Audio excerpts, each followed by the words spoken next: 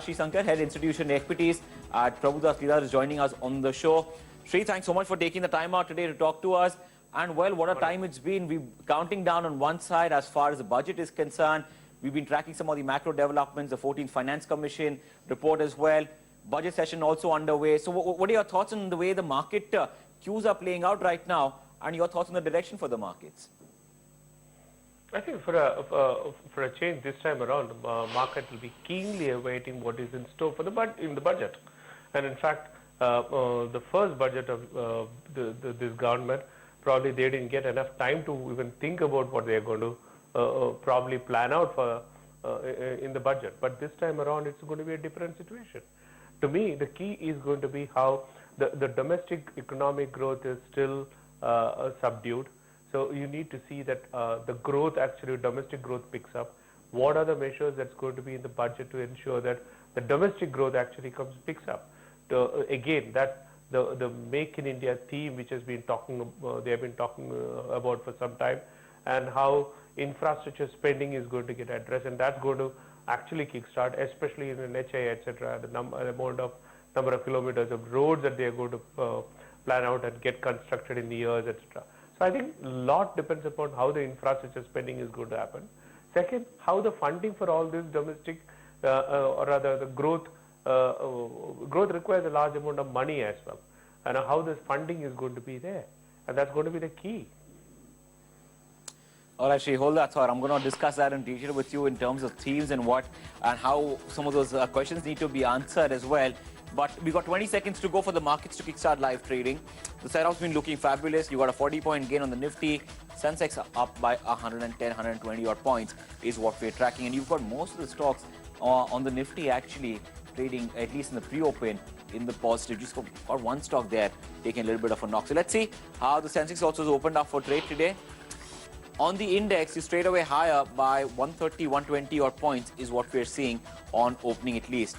HUL, HDFC Bank, you got some of the metal names, oil and gas majors like ONGC also in positive. Financials are getting good traction. SBI, ICICI Bank and Axis Bank all in positive right now and showing some good gains. I believe you got all the 30 counters on the Sensex in positive, but the gains seem to be limited because the index is up only 100, 112 points is what we're seeing. Cipla, Sun Pharma, Dr. Reddy's are some of the stocks that are gaining as well. BHEL and L&T continue to have a decent move today as well, showing some strength. Let's get the Nifty going, get a much better picture as well as to what's really happening there. Now the Nifty's up 40, 41 points, 47 stocks gaining, only 3 losing out. Keep an eye on the banking counters here. Sasa Sterlite, yeah, there you go. PNB, Bank of Baroda, all getting active now as we're approaching expiry. Tata Steel also seeing some bit of traction. Bharti's up 1. NMDC, Z and Dr. Reddy's are just a couple of the stocks that are in negative. But beyond that, Ava, 8800 back on your screen, 38, 39 points up is what we're seeing on the Nifty. Okay, let's take a look at the mid-caps as well. A good 0.5% bounce coming in there. South Indian Bank, of course, in the news this morning, up 5 to 6%. Jubilant Life also up 5%. We have been seeing activity in that counter. Chambal Fertilizers back in the green today. PC Jewelers is also up another 3%. Rashtriya. So fertilizer chemicals back in action. People of Defense is back on the upside, 2% higher in trade today. Some of the other mid-cap banking names, Shipping Corporation, Gateway Distripark, so shipping, logistics, mid-cap real estate. Suzlon is moving higher. Wockhardt continues to see gains. Amaraja Batteries as well, up about 1.5% right now. So plenty of action there on the mid-cap front. On the downside, we've got a KSK sitting out, Hathway sitting out, HT Media, Supreme Industries, CRISIL, Motilal Oswal, Shoppers Stop, some of the names there that aren't really participating so far in early morning trade. All right, Shri, we've got plenty of stocks in focus this morning that we've been looking at. You know, the entire sort of rail logistics pack has also been buzzing ahead of the railway budget, which is now, of course, just a day or two away. So just to get a sense from you on you know, what you would be doing with some of these counters, given the kind of run-up we've already seen ahead of the rail budget? See, there are two ways of looking at it. What is the short-term gain and what is going to be the long-term benefits for these kind of stocks? To me, the short-term, all the positives are already discounted in the price in the near term. So one needs to look into this logistics play. That needs to be taken and look from an investment point of view of a longer term. Over the next 3-4 years is going to get the benefit of these things.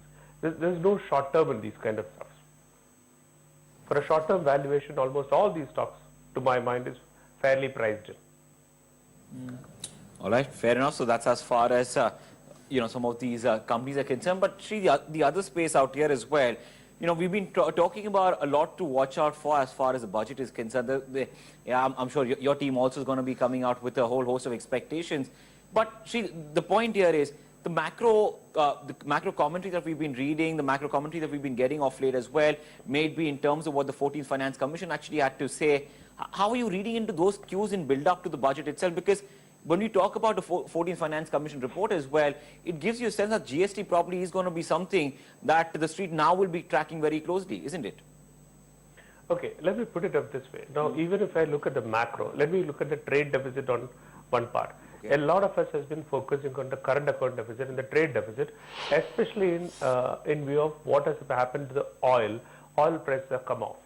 Look at the March 14 numbers, almost a year back.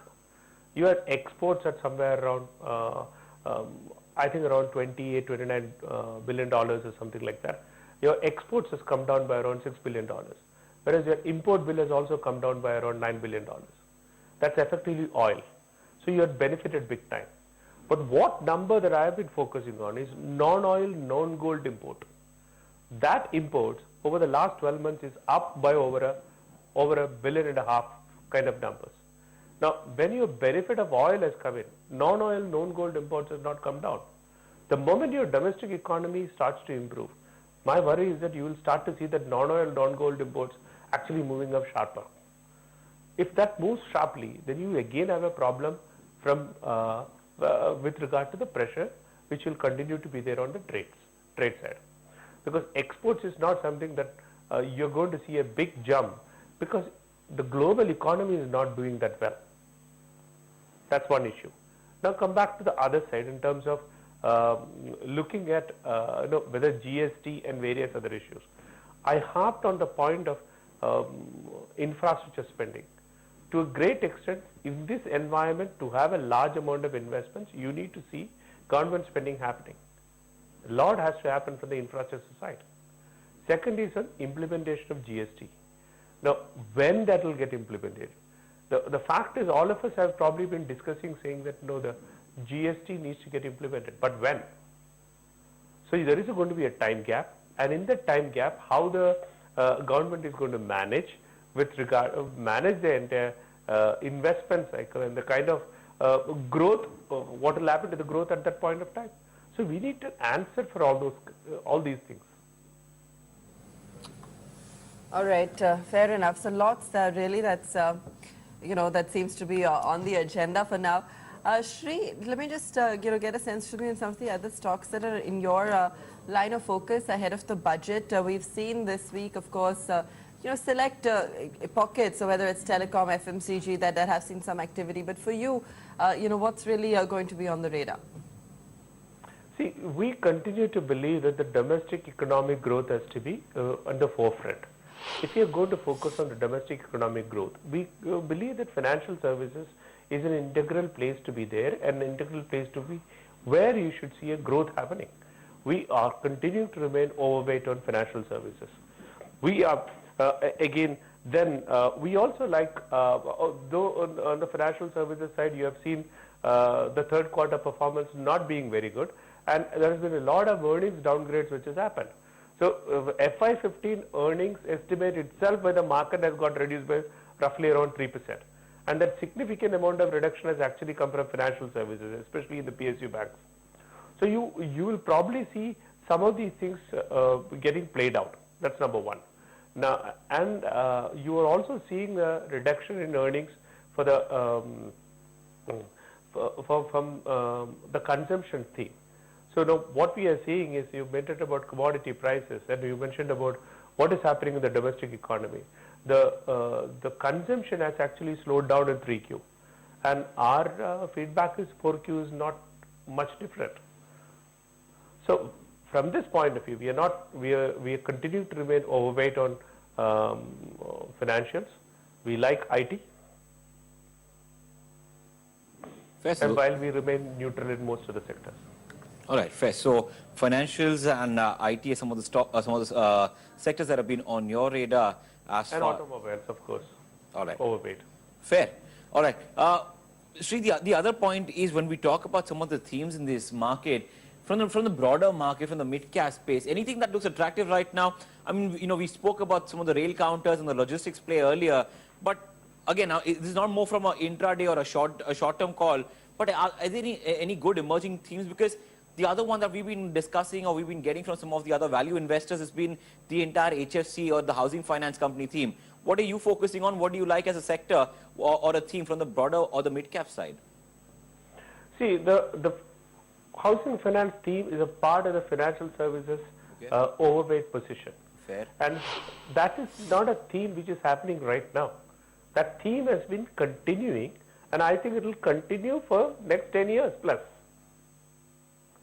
So I don't see any change happening in the thought process, especially in the context of in India, where the loan to value for housing properties are probably one of the lowest. Fair. And where there is literally no risk.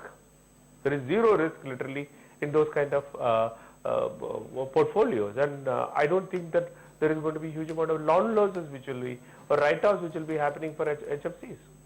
So the good HFCs which has got investor interest continuing to be there will be in demand. No two questions. You look at the valuations of many of the leading companies, including HDFC, LIC, Housing Finance, all of them, and then the smaller ones along. Everybody is at a good valuation, and that will continue to remain in a robust valuation.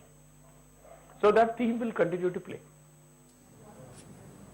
All right, Sri. Fair enough. As always, thanks so much for joining us today, sharing your perspective and call as far as the markets are concerned and the road forward from here. So that's a view coming in from Prabhudas Leela with their perspective, but it's been a strong day as far as the markets are concerned. So far, you got a good 6 to 7% move coming in on the benchmark indices, and it's looking a little steady. And remember, yesterday also markets are actually seen a little bit of a recovery after Friday and Monday being a pretty weak day. Markets have seen a little bit of nibbling in coming in from the FIs as well. And that's probably reflective of the way the global